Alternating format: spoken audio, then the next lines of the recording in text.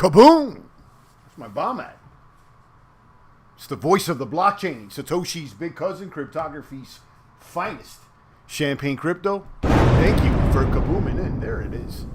A little bit delayed there on the reaction time with the button here on the stream deck. But anyhow, we're back. Let me just make sure this thing is working. I went a little slow today on the kaboom. It's all good. How about the sniper rifle? Everything's going slow. It's all good. Good morning, good afternoon, actually, to all the boomers out there. Will ETH merge? Will this ETH merge 2.0 drive the price to 3K? We're seeing the market start to slow down. Do we wait here for a second leg up and another pump? How is the merge going to treat the price here? We're about 30 days away. I think it's September 19th or September 9th or somewhere like we're about 1 month away from this ETH merge, and we're seeing the markets kind of tame themselves now. Is this temporary or not? Let me know. Kaboom. Shout out to the chat. Let me turn off the coins and share my screen with you boomers out there. ETH there at 1833. It's what has been driving the crypto markets. It's taking the spotlight from Bitcoin this summer, up about 60% plus the last time I checked as far as gains. Let me go ahead and share the screen. And you got it there at 1831.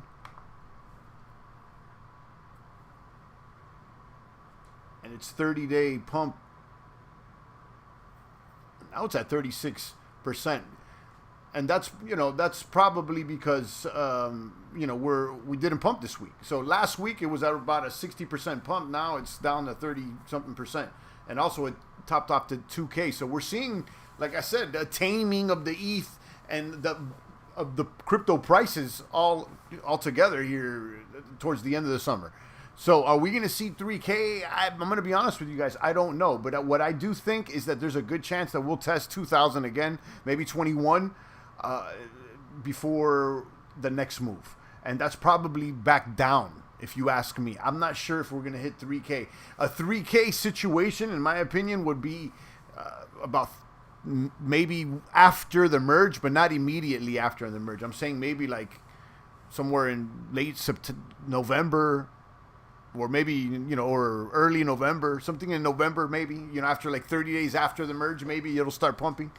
But it looks like we may be seeing a double top here as far as 2,000 goes. Drop a comment in the chat. Let me know what's shaking and baking. And I'll show you guys the text here. They've gone to neutral, so it looks like things are slowing down. Moving averages are still looking good, and they're looking like a buy. Let's look at that 1 month projection. Of course, these technicals don't really reflect the coming merge. Like, the technicals don't know news. They just know what the price is now and what the price has been. And based on that, it's saying to sell. Okay, so, it's something to consider. This is something I said yesterday, that if you've been buying the dip and you're looking to make some gains, maybe now is the time. Because as far as having reasons to continue to go up, I mean, it's already kind of pumped. You could go 2,000, but as far as like jumping another to 3K, I'm not sure. And there's still people saying that, and that could still be in the cards, but it's unlikely in my opinion. It's unlikely in my opinion.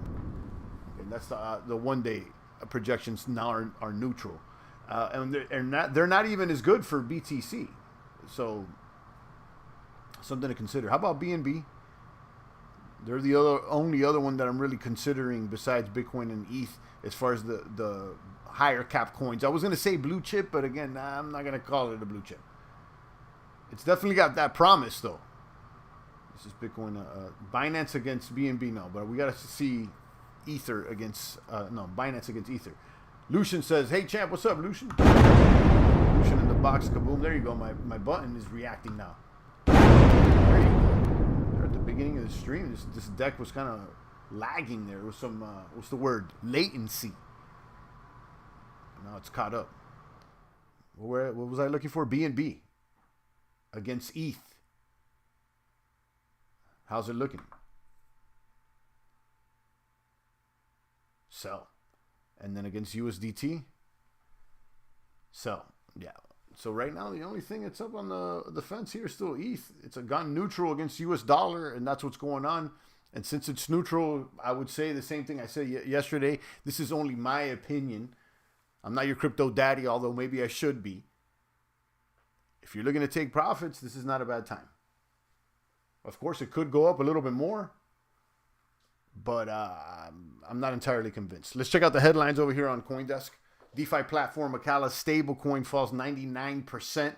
Hackers issue 1.3 billion in tokens. Okay, and then U.S. Fed opens pathway for crypto banks to tap central banking system.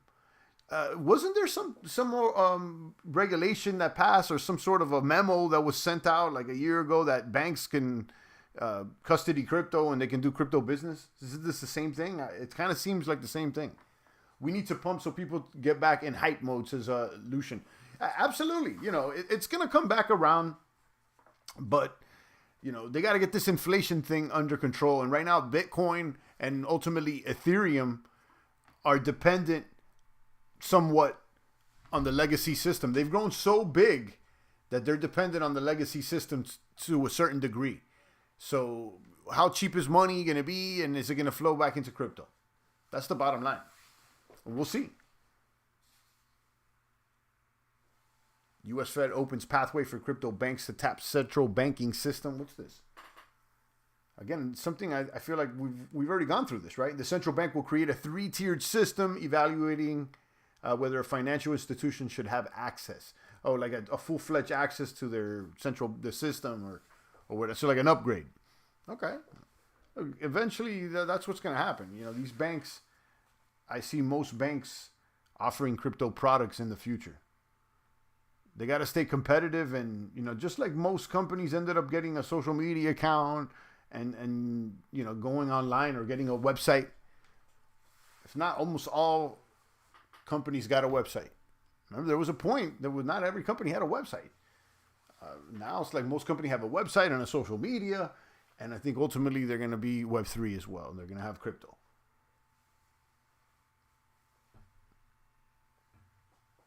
And, you know, there's always going to be a middleman, which it's okay, though. I'm not mad at that. You know, it provides an opportunity for people to make business. If people want to be middlemen and people want to leave your keys on somebody else's pockets, that's up to you. You know, that may be what you want to do. I don't recommend that, in my opinion, or may I not say recommend. I don't think that's a good idea.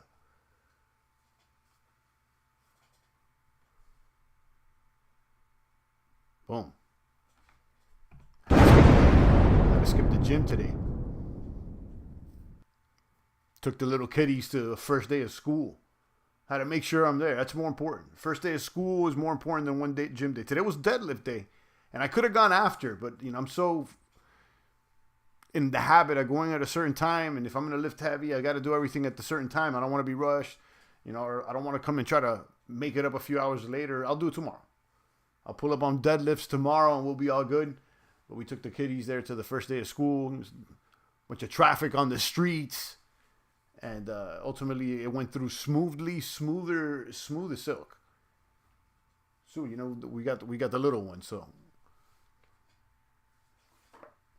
you got to be on alert. Come on! But yeah, shout out to the school systems. Sometimes they're good, sometimes they're bad, but still work. Either way. Shout out to Lucian there in the box, guys. So if you're just tuning in, will ETH hit 3K because of the merge, the ETH 2.0 merge? Some are still waiting on that. You know, we still got 30 days, but I think we're getting close to the top here when it comes to Ethereum. I don't see it going much higher than 2,000 when it comes to the, you know, around the merge time. Now, maybe if the merge is pulled off correctly and everything is done well, we might see a pump the same way we see a pump after BTC halvenings. You know, like, you know, a few months after a BTC halvening is when it starts pumping usually. So we may see a certain pattern there with ETH, perhaps, you know, maybe a month or two after that merge, we might see pumps to 3K and beyond, which could be closer to the new year. But as far as it happening in the next 30 days, I mean, the possibility and the potential is certainly still there on the table, but I'm not entirely convinced. And that's what's going on. Rest of the altcoins are cold. Nothing's really warm right now. The only thing that looks somewhat neutral is their ETH and BTCs, and we'll continue to acquire those on the DCA as we have been, leaning a little bit more in favor of ETH. And that's what it is, guys. Let's keep it a few more minutes and seconds here for some comments and questions, and then we'll retire this stream. It's a sleepy one out there on the crypto world. I'll be honest with you guys. It's been a sleeper out there. We're waiting for a boom. Here, searching for the perfect DeFi kaboom. But you got to be patient here on these crypto streets. That's what it is. All right, guys. Make sure you tap into all the links down below.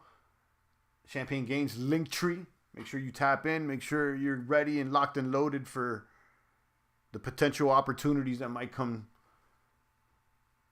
once that bull returns.